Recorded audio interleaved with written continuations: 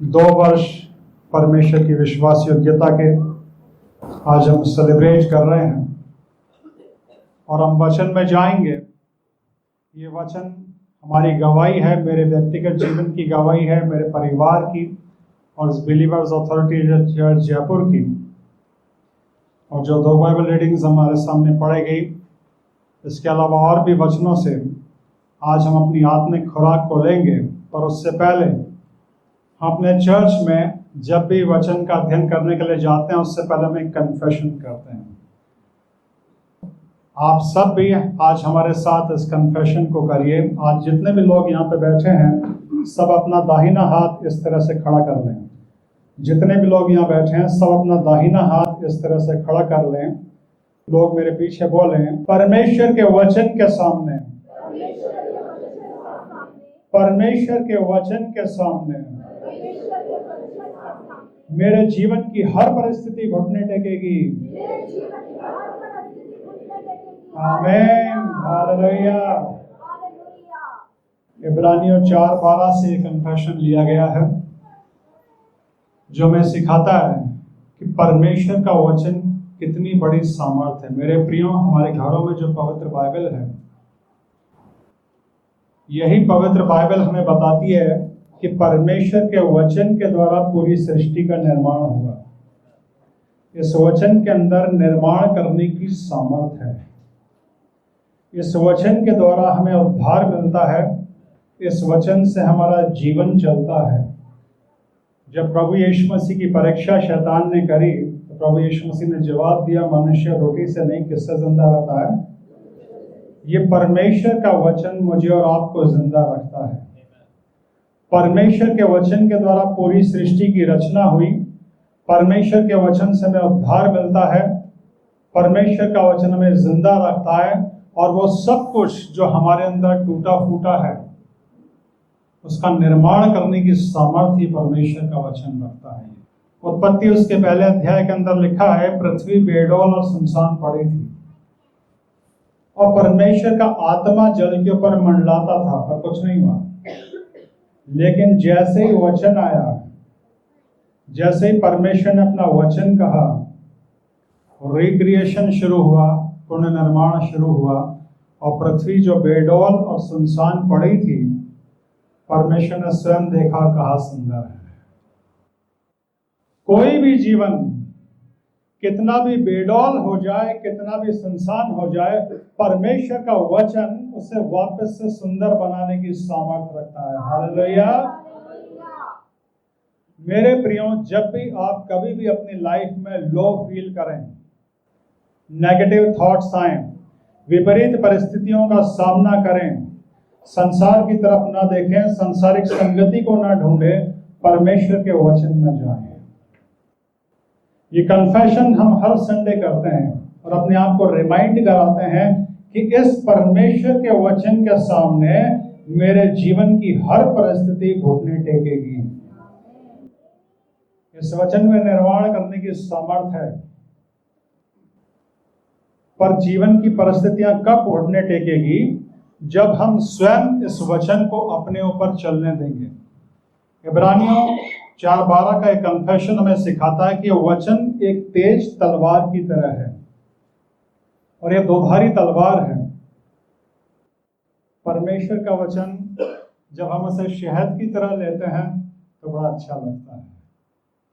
मीठा वचन खाना में बहुत अच्छा लगता है, पर तकलीफ तब होती है जब ये वचन तलवार की तरह काम करता है, जब ये वचन तलवार की तरह काटता है, जब ये वचन तलवार की तरह छेदता है। जब भी कभी आपको वचन तलवार की तरह काटता हुआ महसूस हो, छेदता हुआ महसूस करे हो, तब भी इस वचन की तलवार को अपने दिल के ऊपर, अपने जीवन के ऊपर चलने दीजिए। और मेरे प्रियो, एक ऐसा ऊंचा आत्मिक स्तर है जो परमेश्वर ने अपने सारे उद्धार पाए हुए बच्चों के लिए रखा है, जो परमेश्वर के वचन के ऊपर मनन करते हैं।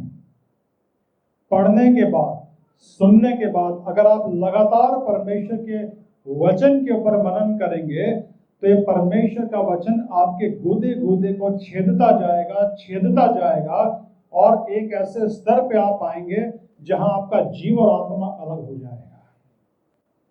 क्या अर्थ है इसका?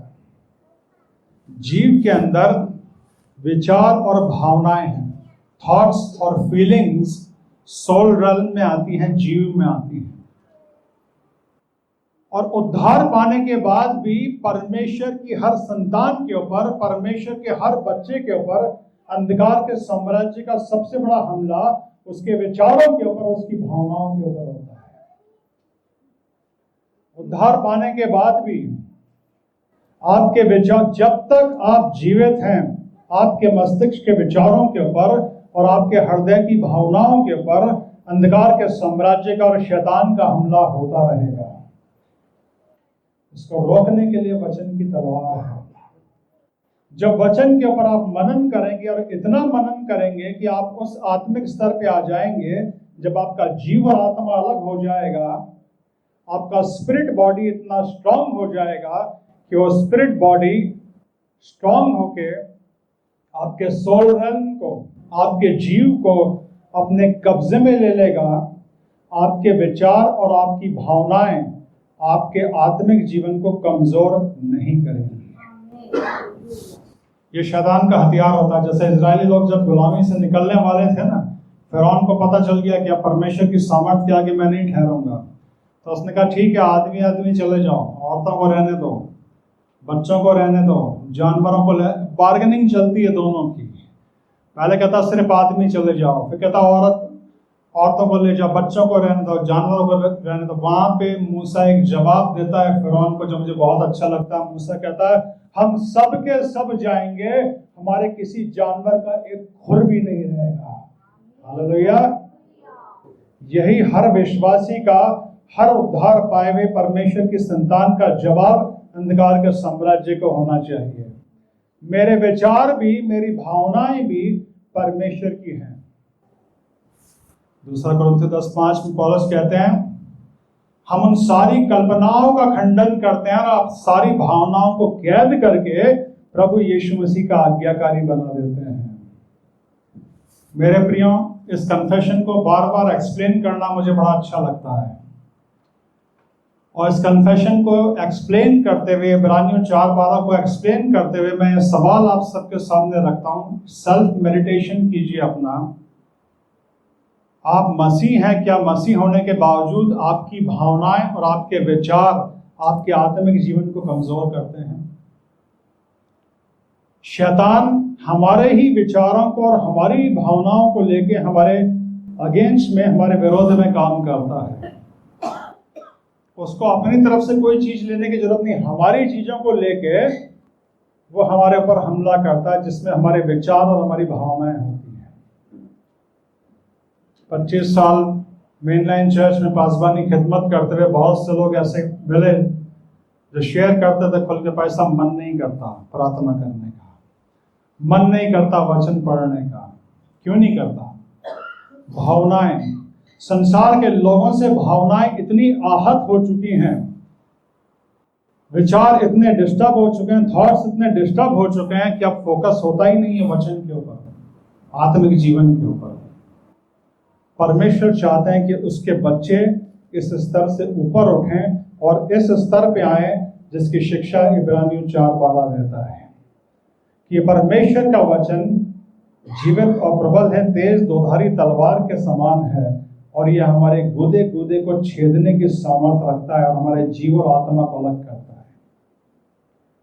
मेरे प्रियो, अगर आप उद्धार पाए हुए हैं, परमेश्वर की संतान हैं, तो अपने आत्मिक जीवन को इस वचन से जांचें और इसको अपनी स्पिरिचुअल लाइफ का एक एम बना लें कि मेरा आत्मिक जीवन ऐसा होगा कि मेरे मस्तिष्क के विचार, मेरे हृदय की भावनाएं मुझे परेशान नहीं कर सकेंगी। किसी ने जरा सा कुछ कहा और हम हिल जाते हैं। लोगों की कही भी बातें हमें कितना परेशान करती हैं, लेकिन परमेश्वर का वचन बताता है कि परमेश्वर के लोग, उसके उद्धार पाए हुए लोग कैसे हैं? उकाब के समान। उकाब पक्षी ऊंचाई पे उड़ता है, वो कौवों की काव काव नहीं सुनता है। काव काव करने वाले कौवे नीचे रहते हैं, उकाब ऊंचाइयों पे उड़ता है। मुझे और आपको परमेश्वर ने ऊंचाइयों पे उड़ने के लिए बनाया है। उन ऊंचाइयों पे आप कैसे पहुंचेंगे, ये वचन बताता है। अपने आत्मिक जीवन का एक एम बना लें। संसार के लोग कुछ भी कहें, परिस्थितियां कुछ भी कहें, अगर जीवन की परिस्थितियां, संसार के लोग, उनकी बातें आपको प्रभावित करती हैं, हिलाती हैं, आपके आत्मिक जीवन को प्रभावित करती है, आपको और ऊंचा उठने की जरूरत है। मेरे प्रियो, परमेश्वर का धन्यवाद करते हैं, पवित्र आत्मा का धन्यवाद करते हैं इब्रानियों 4:12 के इस कन्फेशन के लिए। इस कन्फेशन को हर रोज करें और मनन करें और परमेश्वर के वचन की तलवार को अपने दिल के ऊपर, अपने जीवन के ऊपर चलने दें और इस बात का निश्चय कर लें कि मैं उस आत्मिक स्तर पर पहुंचूंगा जब मेरे विचार और मेरी भावनाएं मुझे परेशान नहीं कर सकेंगी। पवित्र आत्मा की अगुवाई में मैं हमेशा सिखाता हूं कि जब भी शैतान आपको आपके दिल के घाव दिखाए, आपके जीवन के घावों को दिखाए, आप प्रभु यीशु मसीह के घावों को देखिए। उससे ज्यादा किसने सहा। आइए मेरे प्रियो, आज के इस वचन पे चलते हैं। ये न्यू बिगिनिंग जो 2 वर्ष पहले शुरू हुई, सन 2023 में 17 सितंबर का दिन था। 2 वर्ष पहले 17 सितंबर को संडे था, जब पहली इबादत बिलीवर्स ऑथोरिटी चर्च जयपुर की हमारे घर में ही शुरू हुई। और तब से लेके आज तक 2 वर्षों में परमेश्वर ने बड़े अद्भुत तरीके से संभाला, आशीषित किया, अपनी राह दिखाई। और इस न्यू बिगिनिंग से पहले परमेश्वर ने तैयार किया। उन वचनों को आज मैं आपके साथ शेयर करूंगा, अपने आत्मिक जीवन की उन बातों को जो हम सब एक दूसरे से सीखते हैं। मेरे प्रियो, आज परमेश्वर के वचन पे मनन करते हुए मैं 3 जिंदगियों को बड़ा संक्षेप में आप लोगों के सामने रखूंगा, जो हमारे आत्मिक जीवन को बेहद ऊंचा उठाने में सक्षम है। आज के वचन की एक एक बात को, एक एक लाइन को ध्यान से सुनिएगा। 3 चरित्रों के ऊपर आज हम मनन करेंगे बड़ा संक्षेप में। परमेश्वर चाहता है कि आज शाम को इस खास मौके पे इन 3 जिंदगियों के ऊपर मनन करते हुए हम अपने आत्मिक जीवन को जांचें और अपने आत्मिक जीवन को एक नई ऊंचाई पे ले जाएं। पहला जीवन है हनोक का। क्या आप सब लोग जानते हैं हनोक कौन था? उत्पत्ति की किताब में उसका वर्णन है। परमेश्वर का वचन बताता है हनोक और एलिया के बारे में, जिन्होंने शारीरिक मृत्यु को नहीं देखा, परमेश्वर ने जीवित ही उनको उठा लिया। हनोक का वर्णन हमें मिलता है उत्पत्ति किताब उसके 5 अध्याय की 24 आयत में। वहां सिर्फ एक आयत लिखी है। जिन लोगों ने पवित्र बाइबल पूरी पढ़ी है और हनोक के बारे में पढ़ा है, हनोक की लाइफ की डिटेल हमें नहीं मिलती पवित्र बाइबल में। उत्पत्ति 5:24 में सिर्फ एक चीज लिखी है, हनोक परमेश्वर के साथ साथ चलता था, परमेश्वर ने उसे उठाया। मैं कई बार सोचता था, एक ऐसा जीवन जिसने शारीरिक मृत्यु को नहीं देखा, परमेश्वर ने उसको जीवित ही स्वर्ग में उठा लिया। उस जीवन का तो विस्तार से वर्णन होना चाहिए था पवित्र बाइबल में, पर सिर्फ एक लाइन लिखी है, वो परमेश्वर के साथ साथ चलता था। और इसी में पूरा संदेश है मेरे प्रियो। मुझे और आपको अपने जीवन में प्रत्येक वर्ष, हर महीने, हर दिन परमेश्वर के साथ चलना है। आज जो 3 जिंदगियों के ऊपर हम मनन करेंगे, उनकी कोई वर्ल्डली मिनिस्ट्री नहीं थी। न वो पासबान थे, न वो प्रचारक थे, न उनके पास बड़ी कलीसियाएं थी। वो परमेश्वर के साथ साथ चलते थे और उनके जीवन आज हमें आशीषित करते हैं। पहला जीवन हनोक का, वो परमेश्वर के साथ साथ चलता था, परमेश्वर ने उसको उठा लिया। एक ऐसा जीवन जिसको परमेश्वर ने जीवित ही स्वर्ग में उठा लिया। बहुत आत्मिक रहा होगा, बहुत प्रार्थना करता होगा, लेकिन मेरे प्रियो, अगर हम गहराई से, सच्चाई से सोचें, आज इस टेक्नोलॉजी के युग में, इस मॉडर्न टाइम में बहुत सारी ऐसी चीजें हैं जो हमारा काम आसान कर देती हैं, हमारा समय बचा लेती हैं। लेकिन जिस समय में हनोक था, संसार में रहते हुए उसका परिवार था, वंशावलियों से हमें इस बात को पता चलता है, एक पारिवारिक व्यक्ति लगातार परमेश्वर के साथ चलता रहा और इतना साथ चलता रहा, परमेश्वर ने उसको जीवित ही स्वर्ग में उठा लिया। आप चाहे कोई भी काम करते हो, आप पासवान हो, प्रचारक हो, आप हॉस्पिटल में हो, आप टीचर हो, आपकी प्राइवेट जॉब हो, आपका बिजनेस हो, परमेश्वर चाहते हैं आप हर रोज परमेश्वर के साथ चलें। दूसरा चरित्र है इब्राहिम का, जिनके बारे में परमेश्वर के वचन में से हमारे सामने पढ़ा गया। उत्पत्ति 12 अध्याय 1 से 8 आयत में परमेश्वर बुलाते हैं अब्राहम को, बाद में उनको इब्राहिम बनाते हैं। इब्राहिम के जीवन के बारे में हम पढ़ते हैं, क्या मिनिस्ट्री थी? परमेश्वर के साथ साथ चलते थे, विश्वास से, बाय फेथ। परमेश्वर ने कहा अपना देश, अपने कुटुंबियों, अपने लोगों को सब कुछ छोड़ के निकला, सब छोड़ दिया बाय फेथ, विश्वास से।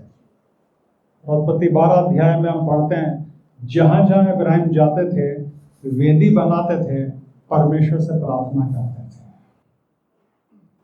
हर जगह वो वेदी बनाते थे, परमेश्वर से प्रार्थना करते थे। हनोक लगातार परमेश्वर के साथ चलता था। परमेश्वर के साथ लगातार चलना हर रोज, कैसे?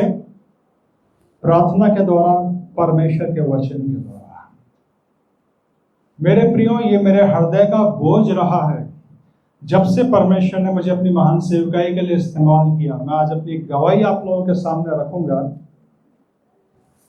23 मई सन 1993 को परमेश्वर ने मुझे उद्धार का अनुभव दिया। मेरा जन्म तो एक क्रिश्चियन फैमिली में हुआ था, एक बहुत अच्छे परिवार में, बचपन से अच्छी एजुकेशन मिली, अच्छी परवरिश मिली। लेकिन 23 मई 1993 का दिन था जब परमेश्वर ने मुझे अपने उद्धार का अनुभव दिया। फिर परमेश्वर ने अपनी महान सेवकाई के लिए बुलाया। परमेश्वर की महान सेवकाई के लिए तैयार होने के लिए 1994 में जब मैं लेनर्ड थियोलॉजिकल कॉलेज जबलपुर में गया, 1994 में पहले ही वर्ष में, पहले ही सेमेस्टर में, एक दिन जब मैं क्लासरूम से वापस लौट रहा था, ब्लेसिंग यूथ मिशन का एक स्टॉल हमारे कैफेटेरिया के सामने लगा हुआ था और ब्रदर आर स्टैनली की कुछ बुक्स वहां पे रखी हुई थी। मैं खड़ा होकर देखने लगा। ब्लेसिंग यूथ मिशन के एक प्रचारक ने एक किताब उठाई और मुझे दी और मुझे बोला कि ब्रदर, पवित्र आत्मा मुझे कह रहा है कि मैं ये किताब आपको दूं, इस किताब को ले लीजिए और इस किताब को आप जरूर पढ़िएगा, ध्यान से पढ़िएगा, बार बार पढ़िएगा। ये किताब आपके जीवन को बदल के रख देगी। उस किताब का नाम था why revival tarries by Leonard Ravenhill. और मेरे प्रियो, मुझे उद्धार का अनुभव था। मैं पासवान बनने के लिए, परमेश्वर की महान सेवकाई में के लिए तैयार होने के लिए बाइबल कॉलेज भी चला गया, लेकिन तब तक मेरा कोई प्रार्थना का जीवन नहीं था, वचन पढ़ने का जीवन नहीं था। लेकिन उस किताब के द्वारा परमेश्वर ने मुझे सिखाया कि प्रार्थना का महत्व क्या है। और जितने भी आज यहाँ परमेश्वर के सेवक बैठे हैं, हमारे बीच में बाइबल कॉलेज के स्टूडेंट्स भी हैं जो अपने आप को परमेश्वर की सेवा के लिए तैयार कर रहे हैं। कहीं भी अगर आपको एक किताब मिलती है, आजकल नेट से आप हर चीज़ ऑर्डर कर सकते हैं, अमेजोन पे बुक आपको मिल जाएगी, नहीं तो ब्लेसिंग यूथ मिशन में दिल्ली में ओएम बुक स्टोर पे भी ये किताब अवेलेबल है। वाई रिवाइवल टेरेस, पतली सी किताब है लेनर्ड रेवनहिल की। अगर आप पासवान हैं, प्रचारक हैं, परमेश्वर के सेवक हैं या चर्च में किसी भी प्रकार से आप परमेश्वर की सेवा करना चाहते हैं, इस किताब को आप जरूर पढ़िएगा।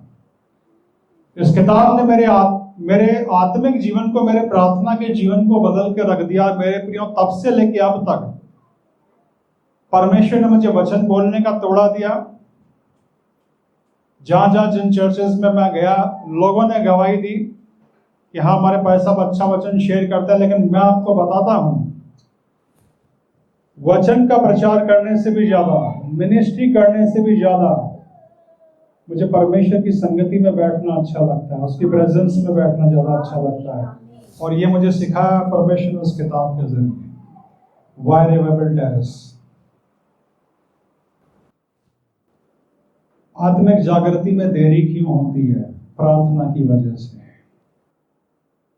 मेरे प्रियो, आज शाम को परमेश्वर चाहते हैं आप सब जितने भी जने यहाँ बैठे हैं, चाहे पासबान हो, स्टूडेंट हो या काम करते हो, अगर आप उद्धार पाए हुए हैं, परमेश्वर के बच्चे हैं, मसीह हैं, अपने जीवन को प्रार्थना का जीवन बनाएं।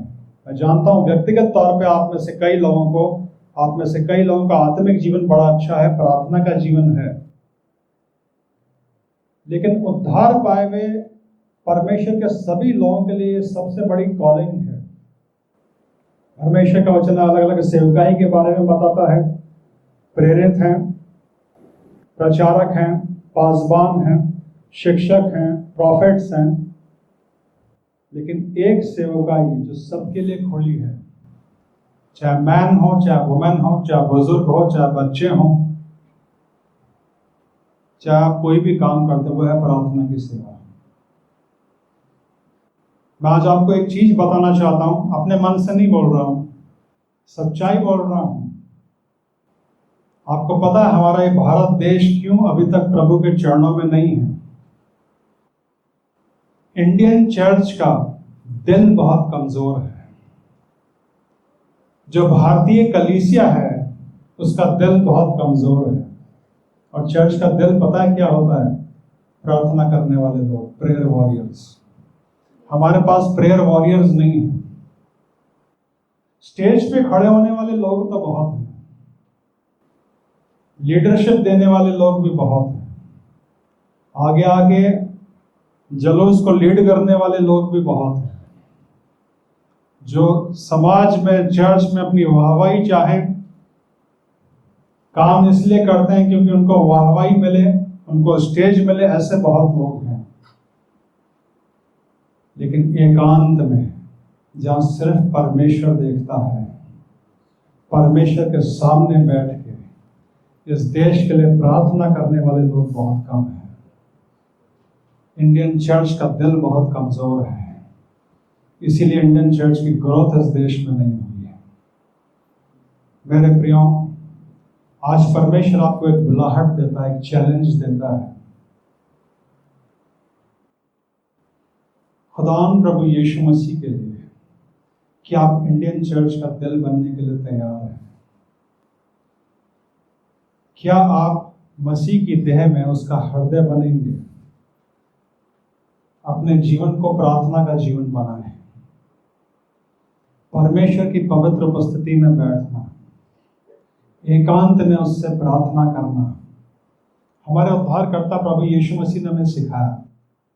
जब उद्धार का काम करने के लिए संसार में आए, 40 दिन रात उपवास की प्रार्थना से उन्होंने अपने आप को तैयार किया। वो जिनका बॉडी पूरी तरह से डिवाइन था इस अर्थ के ऊपर।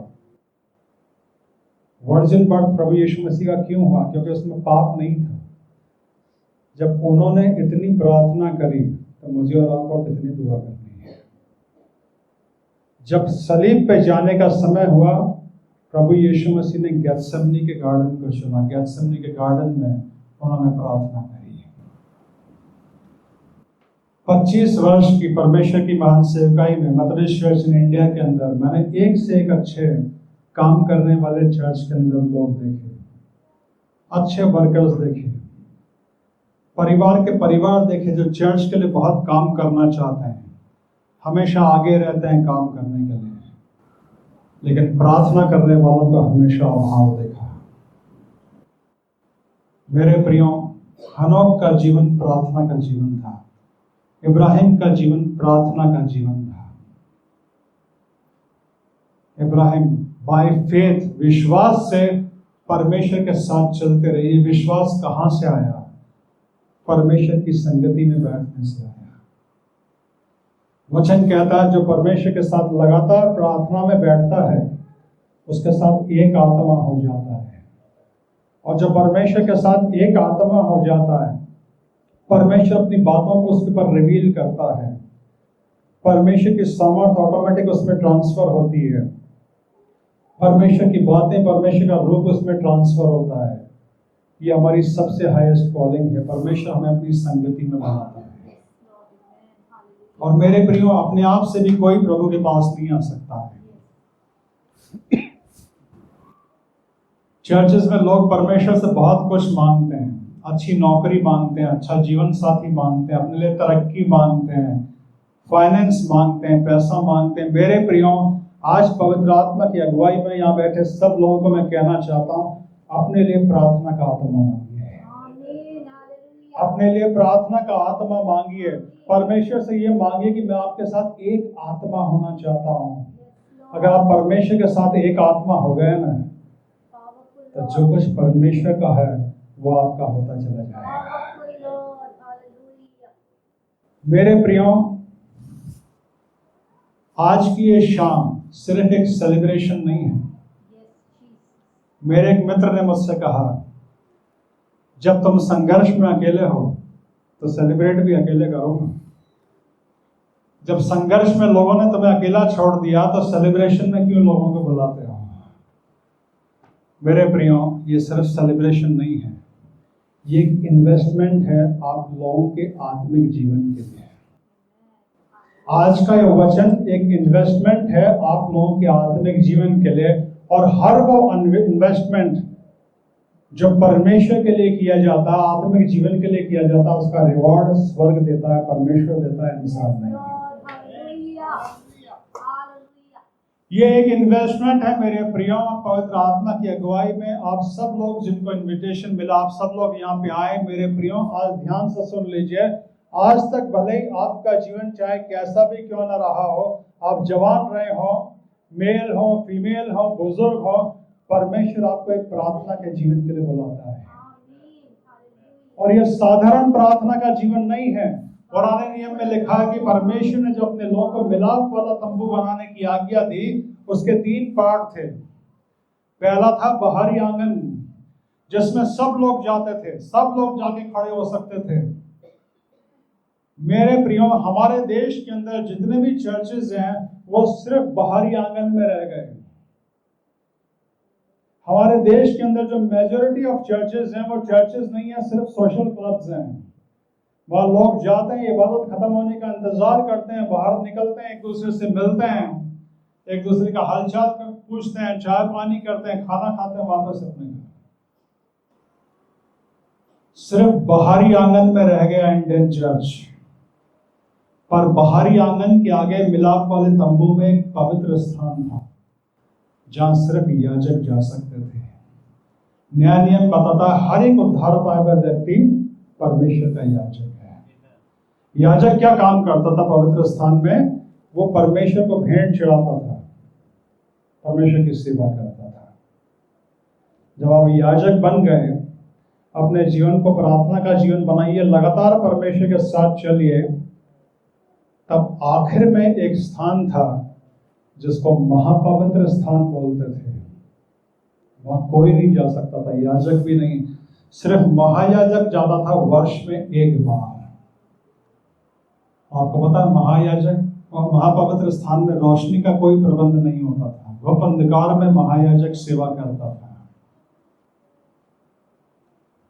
प्रार्थना के जीवन में भी एक अनुभव ऐसा है, और परमेश्वर आपको प्रार्थना में महापवित्र स्थान के लिए बुलाता है जहां सिर्फ परमेश्वर हो और आप हो। पर इस महापवित्र स्थान का अनुभव करने के लिए आपको बाहरी आंगन से आगे बढ़ना होगा। बाहरी आंगन से आप कब आगे बढ़ेंगे? जब आप अपने चर्च में जाएंगे, आप लोगों को देखना बंद कर देंगे, कौन क्या पहन के आया है, किसके जीवन में क्या चल रहा है, किसके घर में क्या चल रहा है। जब आप ये देखना बंद कर देंगे, लोगों पर से अपनी नजरें हटा के यीशु मसीह पे लगाएंगे और उसके साथ वचन प्रार्थना का जीवन जिएंगे, तब आप पवित्र स्थान में पहुंचेंगे। और उस पवित्र स्थान में आपको लगातार बने रहना है। अपनी नजरों को, अपने फोकस को, अपने ध्यान को लगातार संसार से हटा के प्रभु यीशु मसीह पे रखना है। लगातार पवित्र स्थान पे बने रहना है। महापवित्र स्थान में परमेश्वर अपने आप अपने समय पे आपको लेगा। ये महापवित्र स्थान, ये प्रार्थना का वो अनुभव है जहां फोन की घंटी सुनाई देनी बंद हो जाती है, जहां सिर्फ एक पर्सन, वो व्यक्ति और परमेश्वर होता है। मैं आज एक आयत बोल रहा हूं, अगर ये आयत आपके दिल में कुछ हलचल पैदा करती है तो आप महापवित्र स्थान का अनुभव करने के लिए बने हैं। आज की शाम को, जैसे मैंने कहा मेरे प्रियो, ये एक इन्वेस्टमेंट है आप लोगों की स्पिरिचुअल लाइफ के लिए, कि आप बाहरी आंगन से बाहर निकल के महापवित्र स्थान तक आए हैं। मैं एक आयत बोल रहा हूं पवित्र बाइबल की, अगर ये आयत आपके दिल में कुछ हलचल पैदा करती है, जैसे पानी को हिलाया जाता है, अगर आपका दिल, आपका अंदर से कुछ हिलता है इस आयत से, तो आप महापवित्र स्थान का अनुभव करने के लिए बने हैं। भजन संहिता 42 में लिखा है, तेरी जलधाराओं का शब्द सुन के जल जल को पुकारता है। तेरी जलधाराओं का शब्द सुन के जल जल को पुकारता है। पवित्र बाइबल में जल आत्मिक जीवन को बताता है। परमेश्वर के वचन में यहेजकेल नबी के अंदर लिखा है, परमेश्वर ने यहेजकेल को एक दर्शन दिया। परमेश्वर के सिंहासन के नीचे से एक नदी निकलती है। यहेजकेल को उसमें उतारते हैं, 47 अध्याय में कहता है चल इसमें। वो टकनो टकनो पानी में चलता है 1000 हाथ तक। जब लगातार चलता है तो अगली गहराई आती है घुटनों तक की। जब उसमें लगातार 1000 हाथ चलता है, अगली गहराई आती है कमर तक की। फिर एक ऐसा स्थान आता है कि उससे चला नहीं जाता, जमीन छोड़ के पूरी तरह से पानी के ऊपर निर्भर होने का समय आता है। आत्मिक जीवन में परमेश्वर ने अपने बच्चों के लिए ऐसे अनुभव रखे हैं। और आज शाम को मेरे प्रियो, परमेश्वर आपको उन अनुभवों के लिए बुलाता है। मेरे जीवन में अनुभव आए सन 2020 में, सन 2021 में, जब पूरा संसार हाय हाय कर रहा था। कोरोना की वजह से कंप्लीट लॉकडाउन था। दुनियावी लोग परेशान हो गए, चर्च भी नहीं जा पा रहे हैं, चर्च में जाके अब गॉसिप नहीं कर पा रहे हैं, लोगों से मिल नहीं पा रहे हैं। पर आत्मिक लोगों को आनंद आ गया। अब क्या करें? वचन पढ़ेंगे, प्रार्थना करेंगे। परमेश्वर ने प्रार्थना का आत्मा उतारा। 5-5, 6-6 घंटे ढंग से मैं प्रेयर करी, वचन पढ़ा, और वो सुंदर आत्मिक अनुभव हुए। और मेरे दिल में पैशन है कि परमेश्वर के सारे बच्चे उन आत्मिक अनुभवों को प्राप्त करें। इसीलिए जब लॉकडाउन भी खत्म हो गया तो मैंने लोगों से यही कहा, बंद रखो चाय पानी, अब बंद रखो मिलना जुलना, अब बंद रखो प्रोग्राम, प्रार्थना पे ध्यान दो, वचन पे ध्यान दो। और संसारिक लोग नहीं समझे, पर आत्मिक लोग समझेंगे। मेरे प्रियो, बिना महापवित्र स्थान का अनुभव किए हुए अगर आप मर गए संसार में, तो परमेश्वर का आपको रचने का एक बड़ा उद्देश्य यूं ही व्यर्थ चला जाएगा। उद्धार पाने के बाद भी परमेश्वर की कई सुंदर योजनाएं हैं मेरे और आपके जीवन के लिए। महापवित्र स्थान, वो अनुभव जो अदन की वाटिका में आदम को मिलता था। कभी आपने सोचा? वो अपने क्रिएटर से, अपने निर्माता से आमने सामने बातें करता था। उद्धार पाने के बाद परमेश्वर अपने हर बच्चे को खूबसूरत अनुभव देना चाहते हैं। मुझसे बात कर, मुझसे संगति कर, मुझसे फेलोशिप कर। हमारी प्रार्थना सिर्फ मांगने की होती है, एक लिस्ट लेके जाते हैं, प्रभु मुझे ये चाहिए, मुझे नहीं। बात करिए उससे, संगति करिए उससे, फेलोशिप करिए उससे, जैसे आदम करता था। आदम परमेश्वर की संगति में था, परमेश्वर ने उसी संगति में हनोक को बुलाया, परमेश्वर ने उसी संगति में इब्राहिम को बुलाया। मेरे प्रियो, आज तक आपका जीवन चाहे कैसा भी क्यों ना रहा हो, ये परमेश्वर की बुलाहट है आज शाम को आपको अपने जीवन को प्रार्थना का आत्मा बनाएं और परमेश्वर से प्रार्थना करें, मुझे प्रार्थना करना सिखाइए, मुझे प्रार्थना में बैठना सिखाइए, मुझे प्रार्थना का आत्मा दीजिए। जब सन 2020-21 में मैं प्रार्थना में था, प्रार्थना के अनुभवों में था, परमेश्वर ने कहा इब्राहिम का जीवन पढ़ो, इब्राहिम के जीवन को पढ़ो, बार बार पढ़ो। और परमेश्वर ने इब्राहिम का जीवन पढ़ाने के बाद, पासबान होने के नाते कई बार पढ़ा था, और उन खास समयों में जब पढ़ा, परमेश्वर ने कहा इब्राहिम को मैंने बुलाया, वो अकेला था, मैंने उसको बुलाया, मैंने उसको आशीष दी, मैंने उसको बढ़ाया, मैंने उसको एक देश बना दिया। बुलाने वाला मैं हूँ, बढ़ाने वाला मैं हूँ, आशीष देने वाला भी मैं हूँ। कभी किसी संस्था की तरफ मत देखना, संसार के लोगों की तरफ मत देखना, मेरी तरफ देखना।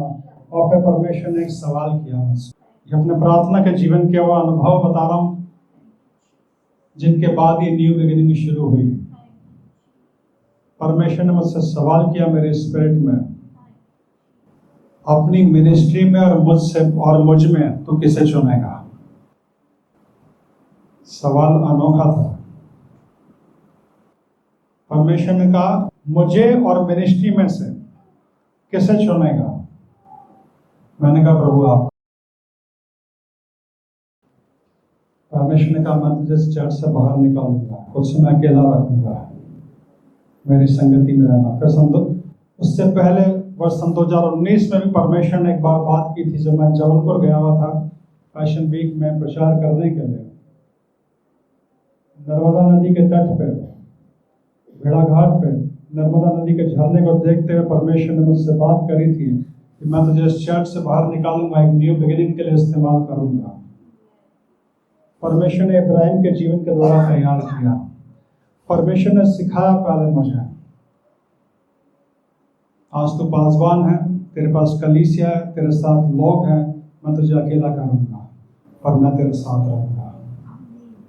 क्या तू मिनिस्ट्री को छोड़ के मेरे साथ अकेला चलने के लिए तैयार है? मैंने कहा हाँ प्रभु, मैं आपको जानता हूँ। और मेरे प्रियो, मैं आपको बताना चाहूंगा, परमेश्वर के साथ चलना, परमेश्वर की संगति में बैठना, परमेश्वर का स्पर्श अपने दिल पे, अपनी आत्मा पे पाना, ये इतने सुंदर अनुभव हैं कि उन सुंदर अनुभवों को आपने पा लिया तो उसके सामने संसार की कोई चीज आपको अच्छी नहीं लगेगी।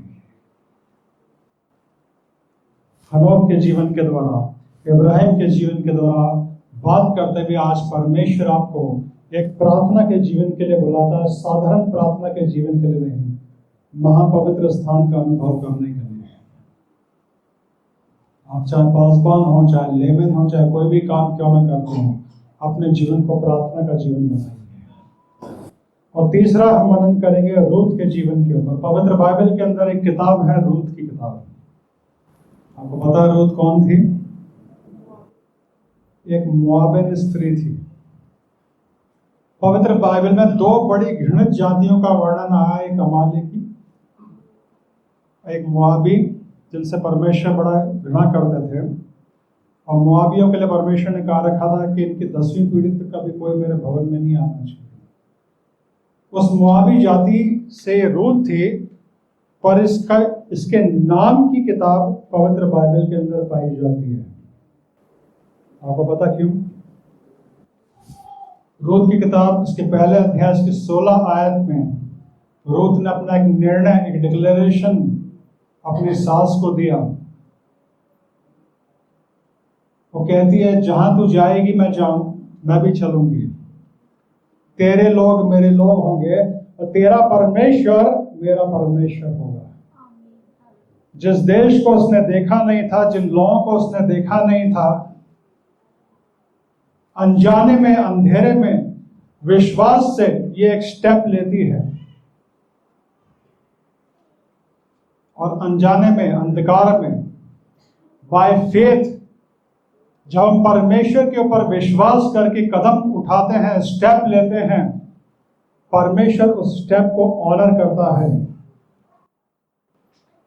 रूत के पास एक चुनाव था, अपने देश में, अपने लोगों के बीच रह सकती थी। पवित्र बाइबल में बताया गया खूबसूरत महिला थी, बहुत खूबसूरत थी, उसको दूसरा आदमी मिल सकता था। अपने ही देश में, अपने लोगों के बीच में उसके पास एक सुरक्षा थी, लेकिन अनजाने में, अंधेरे में, जिन चीजों के बारे में वो जानती नहीं थी, सिर्फ परमेश्वर पे भरोसा करके उसने कदम बाहर निकाला और वो अपनी फाइनल डेस्टिनी में आ गई। हालेलुया। जब आप परमेश्वर पे भरोसा करके कदम बाहर निकालते हैं, आप अपनी फाइनल डेस्टिनी में आते हैं। मेरे प्रियो, अपने जीवन के लिए या अपने जीवन यापन के लिए या अपने सहारे के लिए कभी किसी संस्था पे भरोसा मत रखना, इंसानों पे भरोसा मत करना, सिर्फ परमेश्वर पे भरोसा करना। और ये भरोसा कैसे आएगा, कहां से आएगा? प्रार्थना के जीवन के अंदर, महापवित्र स्थान के अनुभव से। मेरे प्रियो, अगर आपको विश्वास में बढ़ना है, फेथ में बढ़ना है, ये सारे लोग मेरे और आपकी तरह मामूली लोग थे, क्यों खास बन गए? परमेश्वर के साथ चले, लगातार चले।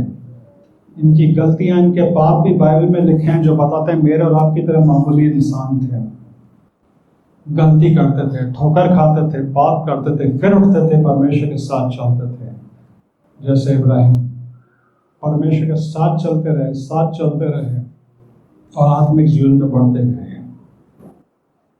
आपने अपने जीवन में चाहे कितनी भी ठोकरें क्यों ना खाई हो, लोगों ने आपको कितना भी क्यों ना सताया हो, आज परमेश्वर आपको एक न्यू बिगिनिंग के लिए बुलाता है, एक नई शुरुआत के लिए बुलाता है कि मेरे बेटे मुझ पे भरोसा कर, मेरी बेटी मुझ पे भरोसा कर, मेरे साथ चल।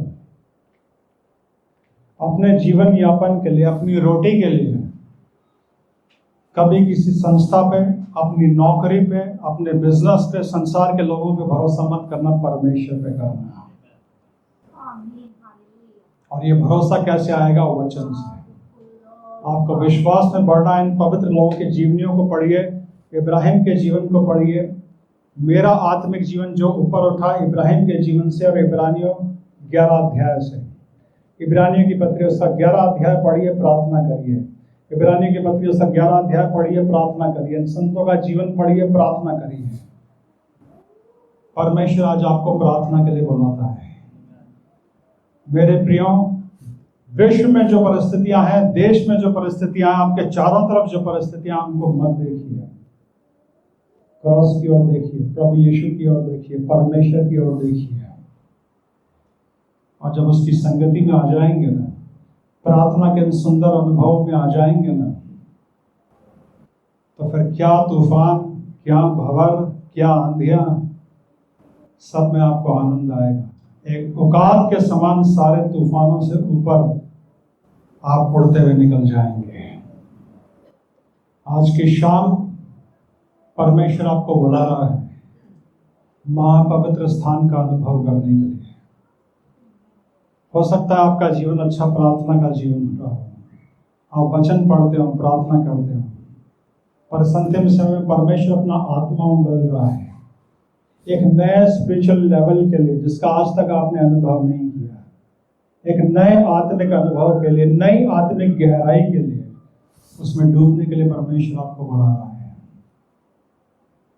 मेरे प्रियों, की आप तैयार हैं? रूत ने परमेश्वर पर विश्वास करते हुए कदम बाहर निकाला, वो अपनी फाइनल डेस्टिनी में आ गई। आज रूत के नाम की एक अलग किताब पाई जाती है। हनोक परमेश्वर के साथ साथ चलता था, इब्राहिम परमेश्वर के साथ साथ चलता था, रूत ने परमेश्वर के पर विश्वास करके अंधकार में कदम रखा। मेरे प्रियों, जो आपकी हाईएस्ट कॉलिंग है वो है परमेश्वर के साथ चलने की। विश्वास रखिए, अपने जीवन की सारी परिस्थितियों में परमेश्वर के ऊपर विश्वास रखिए। जिसने आपको जीवन दिया है, जिसने मेरे और आपके लिए उद्धारकर्ता प्रभु यीशु मसीह को संसार में भेजा, उसने मेरे और आपके लिए सारे प्रबंध कर रखे हैं। पर वो मुझसे और आपसे संगति चाहता है, फेलोशिप चाहता है, क्लोजनेस चाहता है। क्या उस क्लोजनेस के लिए आप तैयार हैं? मैं चाहूंगा यहाँ पे जितने भी लोग हैं सब अपने स्थानों पे खड़े हो जाएं। एक विशेष प्रार्थना हम करेंगे। आज की शाम परमेश्वर की एक विशेष बुलाहट है न्यू बिगिनिंग के लिए, एक नई शुरुआत के लिए। परमेश्वर आपके आत्मिक जीवन में एक नई शुरुआत देखना चाहता है।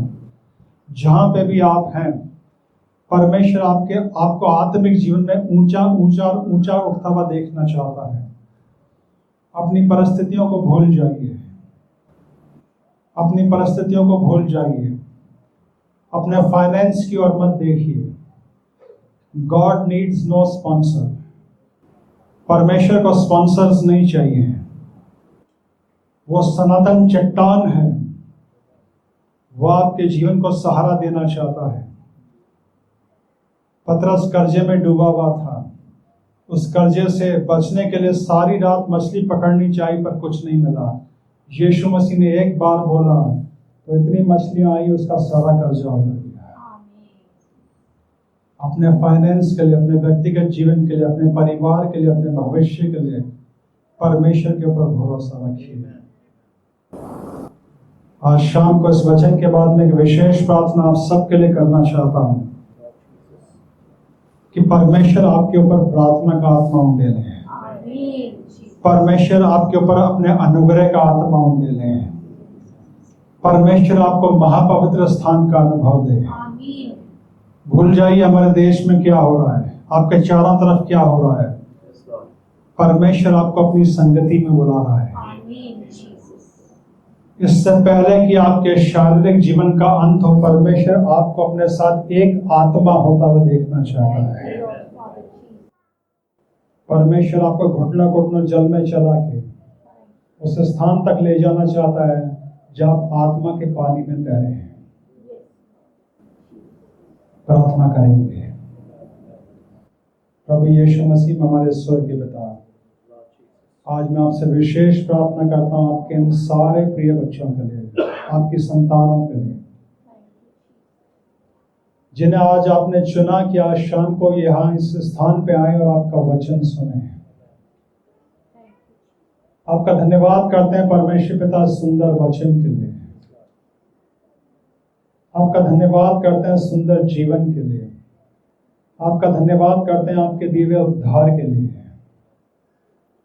आपका धन्यवाद करते हैं इस बुलाहट के लिए।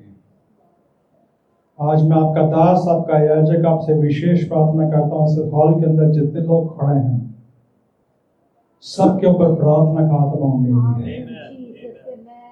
सबके ऊपर प्रार्थना का आत्मा उंडेलिए, अपने अनुग्रह का आत्मा उंडेलिए।